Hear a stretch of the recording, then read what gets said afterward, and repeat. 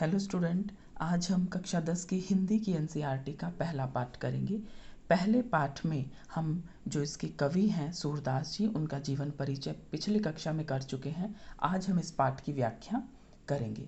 पहला पद देखते हैं। उद्धव तुम हो अति बड़भागी। गोपियाँ उद्धव को ताना मारती हुई, उद्धव का व्यंग करती हुई कहती हैं कि उद्धव तुम तो बड़े भाग्यशाली हो। अपरस रहत स्नेह तगाते नाहिन मन अनुरागी।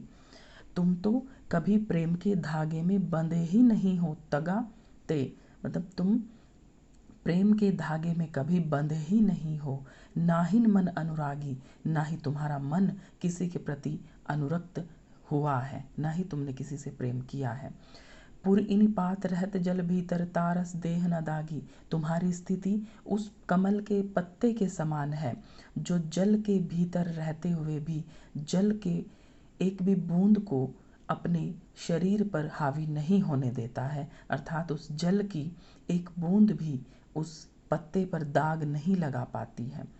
जो जल माह तेल की गागरी बूंद न ताको लागी। जैसे जल में तेल से सनी हुई मटकी को डुबोया जाए तो उस पर एक भी बूंद का प्रभाव नहीं रहता है। जब उस मटकी को बाहर निकाला जाता है तो उससे एक एक पानी की बूंद नीचे गिर जाती है, उस पर एक भी पानी की बूंद स्थित नहीं रहती है।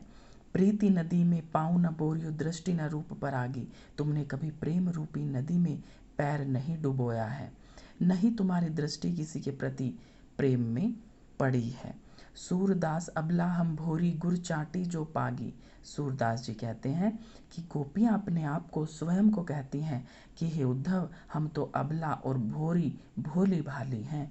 जिस प्रकार गुड़ में चींटियाँ लिपट जाती हैं, चींटियों को पता है कि गुड़ में लिपटने के बाद वो जिंदा बचेंगी या नहीं, वो वापस आएंगी या नहीं, लेकिन वो अपने आप को नहीं रोक पाती हैं।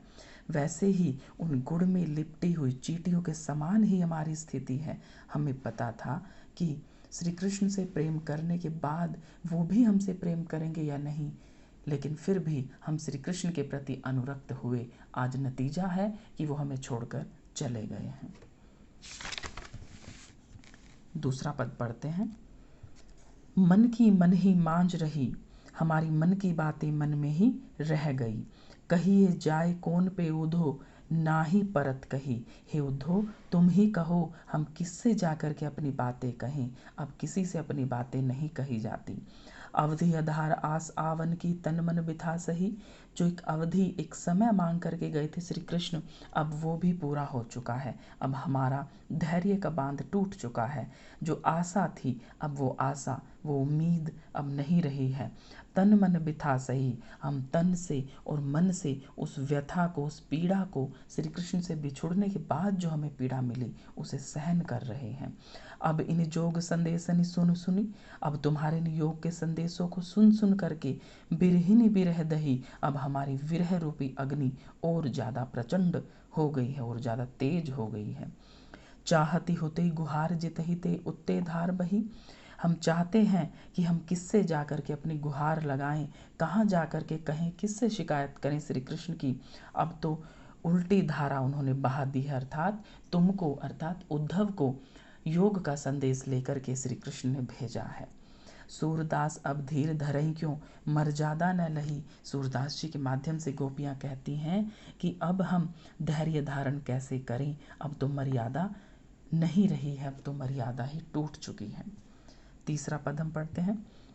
हमारो हरिहारिल की लकड़ी, हमारे जो श्री कृष्ण हैं वो हमारे लिए हारिल पक्षी की लकड़ी के समान है। हारिल एक पक्षी होता है जो अपने पंजों में एक लकड़ी को जकड़ के रखता है और ये सोचता है आसमान में उड़ते हुए भी कि मैं किसी पेड़ की शाखा को कस करके पकड़ रखा है मैंने, और मैं वहाँ पर उस पेड़ पर बैठा हुआ हूँ। उसी प्रकार श्री कृष्ण ने भी हमारे मन को कस कर के पकड़ लिया है। हम ना चाहते हुए भी उनसे अलग नहीं हो रहे हैं। मन क्रम वचन नंद नंदन, और मन से, क्रम से, वचनों से नंद के नंदन अर्थात श्री कृष्ण, और यह दृढ़ करी पकड़ी, अपने हृदय में हमने उन्हें बसा रखा है और उन्होंने दृढ़ करके हमें पकड़ रखा है। जागत सोवत स्वप्न दिवस निसी, हम जागते हुए सोते हुए सपने में दिन में रात में काना काना जकरी जपती रहती हैं।